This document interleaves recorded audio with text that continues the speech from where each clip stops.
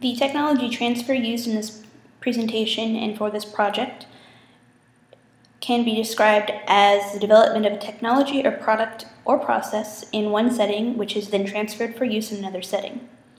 One of the ways this is achieved is through channels of technology transfer, both formal and informal. One of the formal channels of technology transfer is licensing, and that is what I'm going to focus on to make this project feasible in the Dominican Republic. Licensing will bring the technology to the Dominican Republic via financial support from some of the largest and most visible beverage vendors in the country and in the world. This way, the project will empower consumers by giving them stable and transparent prices on their drinking water.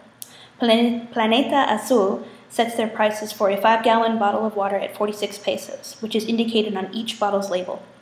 It is important to use Dominican companies and brands to establish trust trust and visibility for this project. It is also important to involve a huge multinational company with a strong presence in the country, like Coca-Cola. Of course, with any project, you have to know where the money is coming from. So, in this project, I aim to involve Planeta Azul and Coca-Cola as the first investors in the project. Coca-Cola bottles and distributes Dasani water in the Dominican Republic, and Coca-Cola products are widespread in the country.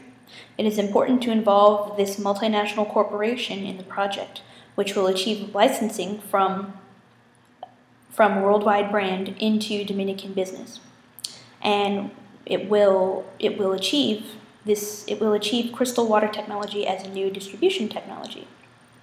Later on, we can involve other soft drink bottlers and distributors, such as multinational corporations. PepsiCo and Agua Alaska in the Dominican Republic are good examples.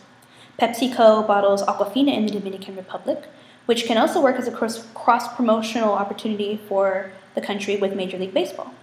Aquafina is marketed in the United States as the official water of Major League Baseball, and, as you may or may not know, baseball is a favorite sport of the Dominican Republic, and getting people involved in buying the official water of MLB through crystal water technology will empower consumers even more.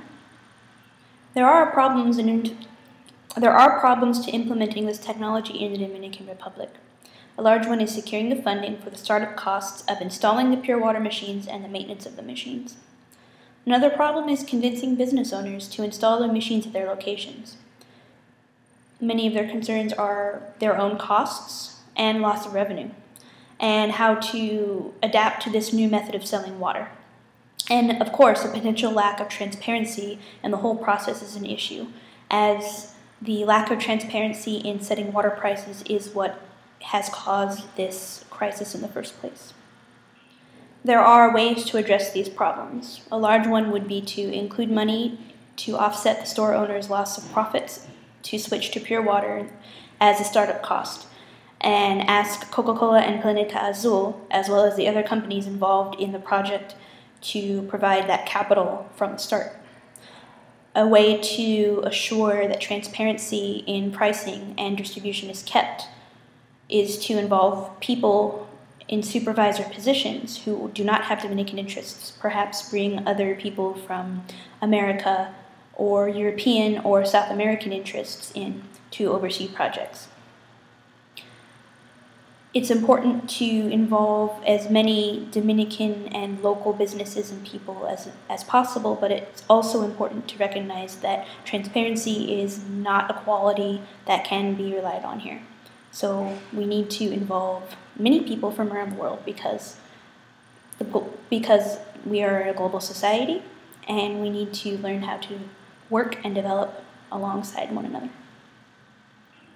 This project will achieve social engineering by empowering citizens to make good choices and use their money wisely. The point of this project is twofold: to increase access to clean drinking water through standardized pricing and widespread distribution, and to empower the Dominican citizens by giving them control over how much money they spend on water. This is social engineering by switching the power structure from corporations to people. Social change comes from this via an informed populace and smart consumers. Once consumers have control and knowledge of their situation, they can demand better conditions and better better conditions, and a better quality of product for how much they're spending. And with this product, drinking water, it is imperative to the health of every Dominican citizen to understand and empower themselves on this issue. As an American living in the Dominican Republic, I have seen the struggle for clean drinking water.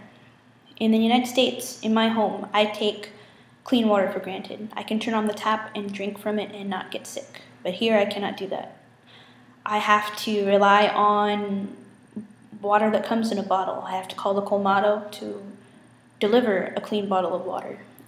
And I can't even brush my teeth with the water that comes out of the tap. And if I was living in the US, I would think that using bottled water to brush my teeth was a waste.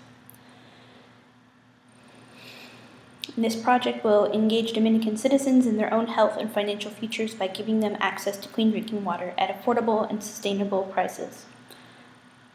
It also gives worldwide and nationally based beverage companies a chance to be socially conscious, which is an attractive quality in today's global commerce and society. And further, I think it all gives us a chance to think about ways we can change the lives of others.